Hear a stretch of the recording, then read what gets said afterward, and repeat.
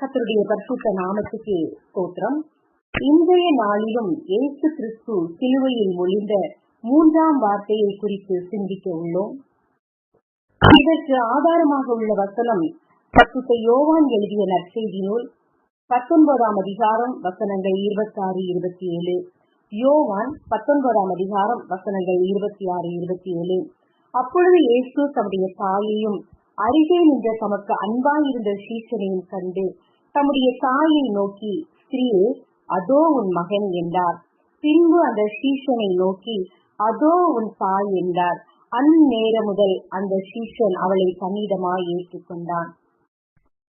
3வது வார்த்தையாக தியானிக்கிற வசனம் இது. ஸ்திரீயே, அதோ உன் மகன். சீஷனே, அதோ உன் தாய். நம்முடைய ஆண்டவராகிய இயேசு கிறிஸ்து சிலுவையிலே மரண தருவாயிலே தொங்குகிற நேரத்திலும் தன் தாயை குறித்து அக்கறை உள்ளவராயிருந்தார். தன்னை தேடி வந்த மக்களை குறித்து அக்கறை உள்ளவராக இருந்தார். தன்னோடு உள்ள சீஷர்களை குறித்து அக்கறை உள்ளவராக இருந்தார். அவர்களுக்கு எந்த கெடுதலும் வரக்கூடாது, எந்த பிரச்சனையும் வரக்கூடாது என்பதில் கருத்தாயிருந்தார். உண்மையாகவே நம் தெய்வம் மிகவும் அக்கறை உள்ளவர். அநேக குடும்பங்களிலும் கூட அநேகம் பேர் தாயை குறித்தோ, பிள்ளைகளை குறித்தோ, குடும்பத்தின் தேவைகளை குறித்தோ அக்கறை இல்லாமல் வாழ்வார்கள். பிள்ளைகளும் அப்படித்தான் பெற்றோர்களை குறித்து அக்கறை இல்லாதவர்களாயிருப்பார்கள். எனக்கு மிகவும் ஆச்சரியமாக உள்ளது, இயேசு தன்னுடைய மரண தருவாயிலும் தன்னை குறித்து அக்கறைப்படவில்லை, தன் தாயை குறித்து அக்கறைப்படுகிறார். அந்த தாய்க்கு ஒரு புகலிடம் வேண்டும். ஏனென்றால் இயேசு மூத்த மகன். தாய்க்கு செய்ய வேண்டிய ஒரு சில கடமைகள் உண்டு. அதை செய்யாமல் அவர் போக போகிறார், மரிக்க போகிறார், பரலோகத்துக்கு போக போகிறார்.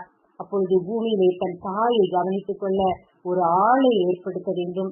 அந்த ஒரு அக்கறை அவருக்கு இருந்ததை நான் மிகவும் ஆச்சரியமாய் பார்க்கிறேன். பொதுவாக இயேசு கிறிஸ்து வாழ்ந்த காலத்திலே யூதர்களுக்குள்ளே ஒரு பாரம்பரியம் உண்டு. அது என்னவென்றால், வயது முதிர்ந்த பெற்றோர்களை கவனிக்காமல் உதாசீனப்படுத்துவது. அன்றைக்கு அது மிக அதிகமாகவே இருந்ததாம்.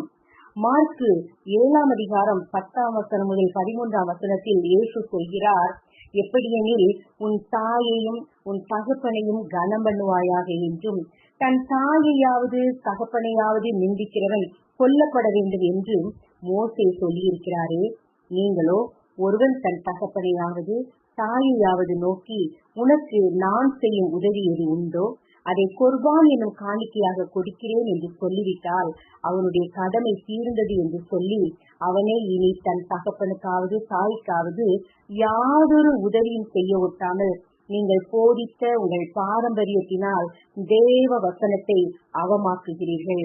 இது போலவே நீங்கள் மற்றும் அநேக காரியங்களையும் செய்கிறீர்கள் என்று இயேசு வேதபாரகர் பரிசேயரை பார்த்து சொல்கிறார். வேத பிரமாணம் என்ன சொல்கிறது?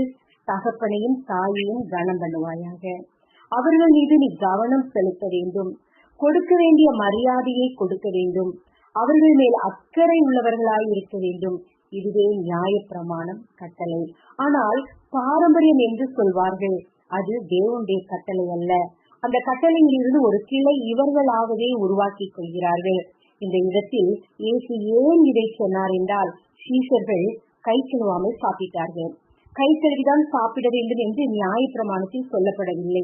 நன்றாக கவனியுங்கள், அப்படி 10 கட்டளைகளிலும் கிடையாது. ஆனால் நாம் சுத்தமுள்ளவர்களாய் இருக்க வேண்டும் என்பது நியாய பிரமாணத்தில் இருக்கிறது. அந்த நாட்களில் யூதர்கள் அடிக்கடி கை கழுவி கொண்டே இருப்பார்கள். இது ஒரு பாரம்பரியம். பாரம்பரியத்தை கை கொள்ள வேண்டும் என்ற அவசியம் இல்லை. தேவனுக்கு முன்பாக தேவையும் இல்லை. தேவன் சொன்னதை கை கொண்டால் போதும்.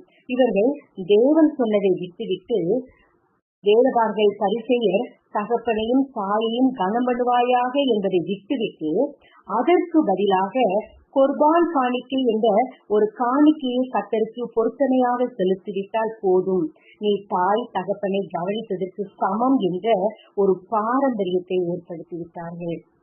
இப்பொழுது நான் உங்களுக்கு புரிகிற வகையில் எடுத்துக்காட்டாக சொல்கிறேன். தகப்பனையும் தாயையும் கவனிக்க வேண்டாம், தள்ளிவிட்டு விட வேண்டும் என்று நினைக்கிற பிள்ளைகள் அந்த காலத்து யூதர்கள் என்ன செய்வார்களாம் தெரியுமா? கையில ஒரு 50,000 அல்லது 1,00,000 எடுத்து தேவாலயத்து ஆசாரியர்களிடம் கொண்டு போய் நான் குர்பான் காணிக்கையாக கொடுக்கிறேன் என்று சொன்னால் அவர்கள் ஏற்றுக்கொள்வார்கள். ஆலய கஜானாவிலே அந்த பணம் போய் சேரும். இப்போது காணிக்கை கொடுத்தவனே அவனுடைய பெற்றோர்கள் ஆசாரியர்களிடம் கம்ப்ளைண்ட் பண்ண முடியாது. என் பையன் எனக்கு சாப்பாடு போட மாட்டேங்கிறான், என்னை கவனிக்கவில்லை என்று சொல்ல முடியாது. அப்படி சொன்னால் அவர்கள் உன் பையன் குர்பான் காணிக்கை கொடுத்து விட்டான், உனக்கு செய்ய வேண்டியதை கடவுளுக்கு செய்து விட்டான் என்று சொல்லி அனுப்பிவிடுவார்கள். இப்படி கடவுள் செய்ய சொல்லவில்லை. ஆனால் ஆசாரியர்கள் தங்கள் சுய லாபத்துக்காக இந்த பாரம்பரியத்தை கொண்டு வந்து விட்டார்கள். இப்படிப்பட்ட காலகட்டத்தில் தான் இயேசு தன் தாயின் மேல் அக்கறை உள்ளவராயிருந்து அந்த சீஷனுக்கு அந்த பொறுப்பை கொடுக்கிறார். இன்றைக்கு இந்த வார்த்தையை கேட்டுக்கொண்டிருக்கும் உங்களை பார்த்து சொல்கிறேன், ஆண்டவருடைய வார்த்தையை மீறி நடக்கிறோமா? நம்மை பெற்ற தாய் தகப்பனை உண்மையாகவே கனம் பண்ணுகிறோமா? அவர்களை குறித்த அக்கறை உள்ளவர்களாய் இருக்கிறோமா? நம்மை நாமே யோசித்து பார்ப்போம். அப்போஸ்தலனாகிய பவுல் சொல்கிறார் 1 தீமோத்தேயு 5:3, விதவையானவளுக்கு பிள்ளைகளாவது பேரன் பேத்திகளாவது இருந்தால் இவர்கள் முதலாவது தங்கள் சொந்த குடும்பத்தை நேர்த்தியால் விசாரித்து பெற்றோர் செய்த நன்மைகளுக்கு பதில் நன்மைகளை செய்ய கற்றுக்கொள்ள கடவர்கள். அது நன்மையும் தேவனுக்கு முன்பாக பிரியமுமாயிருக்கிறது என்று பவுல் கூறுகிறார். பெற்றோர் செய்த நன்மைகளுக்கு பதில் நன்மைகளை செய்ய கற்றுக்கொள்ள கடவர்கள். இது தேவனுக்கு முன்பாக பிரியமான காரியம். இன்றைக்கு பெற்றோர்களை குறித்து அக்கறையற்றிருக்கிற பிள்ளைகள் ஏராளம் ஏராளம். நாம் அப்படி இருக்கக்கூடாது. செய்த நன்மைகளுக்கு பதில் நன்மை செய்ய வேண்டும். அது தேவனுக்கு பிரியமானது. நாம் குழந்தைகளாய் இருக்கும் போது பெற்றோர்கள் எவ்வளவாய் நம்மை சீராட்டி பாராட்டி அவர்களுக்கு சாப்பிட ஒன்றும் இல்லை என்றாலும் நமக்கு கொடுத்து நாம் வியாதிப்பட்டால் டாக்டர் கிட்ட எடுத்து சென்று எவ்வளவு அக்கறையாய் நம்மை வளர்த்தார்கள். ஒவ்வொரு நாளும் நமக்கு பணிவிடை செய்ததை நாம் நினைத்து பார்க்க வேண்டும். ஆனால் அந்த பெற்றோர்கள் வயதாகும் போது பலமிழந்து காணப்படுவார்கள். ஆனால் நாமோ நல்ல ஆரோக்கியத்தோடு இருப்போம். அந்த நேரத்தில் பெற்றோருக்கு பதில் நன்மை செய்தோம் என்றால் அது கர்த்தருக்கு மிகவும் பிரியமாயிருக்கும். அது கர்த்தருடைய பார்வையில் நன்மையாயிருக்கும். ஆனால் யாரும் பதில் நன்மை செய்ய முன் வருவதில்லை. அன்று குர்பான் காணிக்கை போட்டு கடமை முடிந்தது என்று நினைத்தது போல இன்று ஓல்டேஜ் ஹோம்ல சேர்த்து விடுகிறார்கள் பெற்றோர்களை பிள்ளைகள். இயேசு கிறிஸ்துவிடம் இருந்து ஒரு சில காரியங்களை கற்றுக்கொள்ள வேண்டும்.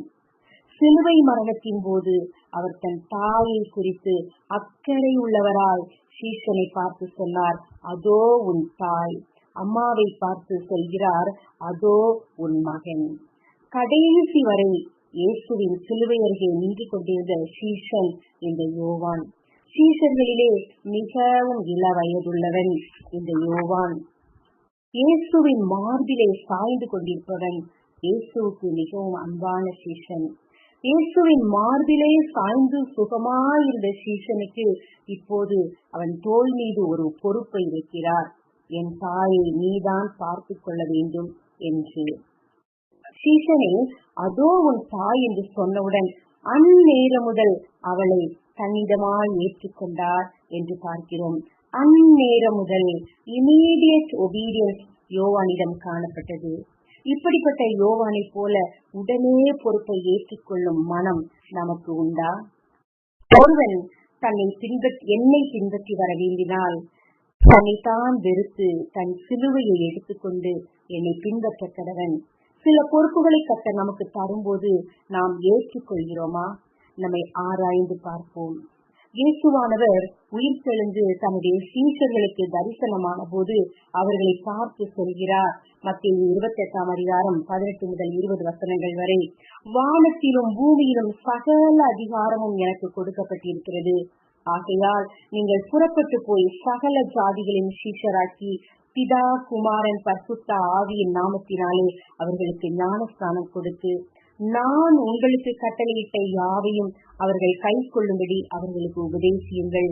இதோ உலகத்தின் முடிவு பரியந்தம் நான் உங்களோடு இருக்கிறேன் என்றார். இன்று இந்த ஆத்தும ஆதாய பணியை இயேசு கிறிஸ்து நம்மிடம் ஒப்படைத்திருக்கிறார். சமயம் வாய்த்தாலும் வாய்க்காவிட்டாலும் சுவிசேஷத்தை அறிவிப்பது நம்மேல் விழுந்த கடமையாயிருக்கிறது. அன்று யோவான் சீஷனிடம் தன் தாயை பராமரிக்கும் பொறுப்பை கொடுத்தார். இன்று நம் ஒவ்வொருவருக்கும் மனவாட்டியாகிய திருச்சபையை அவருடைய வருகைக்கு ஆயத்தப்படுத்தும் பொறுப்பை தந்திருக்கிறார். நிறைவேற்றுவோமா? நாம் அவருடைய பணிக்கு ஏற்றுக்கொண்டு யோவானை போல கர்த்தரின் சத்தத்துக்கு கீழ்ப்படிந்து அழிந்து போகிற கோடானு கோடி மக்களுக்கு இயேசுவின் அன்பை அறிவிப்போமா? ஆவியே அனலாய் வா, என் ஆற்றலை அரணி வா. ஆவியே அனலாய் வா, என் ஆற்றலை அரணி வா. விரைவாய் அருள்வாய் வா, நல்வரமாய் பொழிவாய் வா. விரைவாய் அருள்வாய் வா, நல்வரமாய் பொழிவாய் வா. ஆவியே அனலாய் வா, என் ஆற்றலை அரணி வா. உள்ளத்தை அறிந்து உறவுகள் வளர்த்து புது வாழ்வு வழங்கும் ஆவியே, புது வாழ்வு வழங்கும் ஆவியே. மகிழ்ச்சியாய் உடுத்தி அமைதியை கொடுத்து புது இதயம் தரும் ஆவியே. மகிழ்ச்சியாய் உடுத்தி அமைதியை கொடுத்து புது இதயம் தரும் ஆவியே. புது இதயம் புது உலகம் தாரும் ஆவியே. புது வாழ்வு இதயங்களில் மலரச் செய்யுமே. புது இதயம் புது உலகம் தாரும் ஆவியே. புது வாழ்வு இதயங்களில் மலரச் செய்யுமே. ஆவியே அனலாய் வா, என் ஆற்றலை அரணி வா. எங்கள் அன்பின் பரலோக பிதாவே, சிலுவையிலே மகாவேதனையின் மத்தியிலும் மிகுந்த அக்கறை உள்ளவராய் தன் தாயை பராமரிக்க சீஷன் யோவானுக்கு பொறுப்பை அளித்தீங்கப்பா. இன்று நாங்களும் பெற்றோரை பராமரிக்கிறவர்களாய் இருக்க வேண்டுமே. உம்முடைய ஊழியத்தை உண்மையோடு செய்வதற்கு எங்கள் ஒவ்வொருவருக்கும் அருள் தாரும் அப்பா. ஆத்தும ஆதாயத்தின் மூலம் புதிய உறவுகளை வளர்த்து புதிய வாழ்வு ஒவ்வொருவருக்கும் தரும்படியாய் செபிக்கிறோம். இயேசுவின் மூலம் கேட்கிறோம் எங்கள் அன்பின் பரலோக பிதாவே. ஆமென்.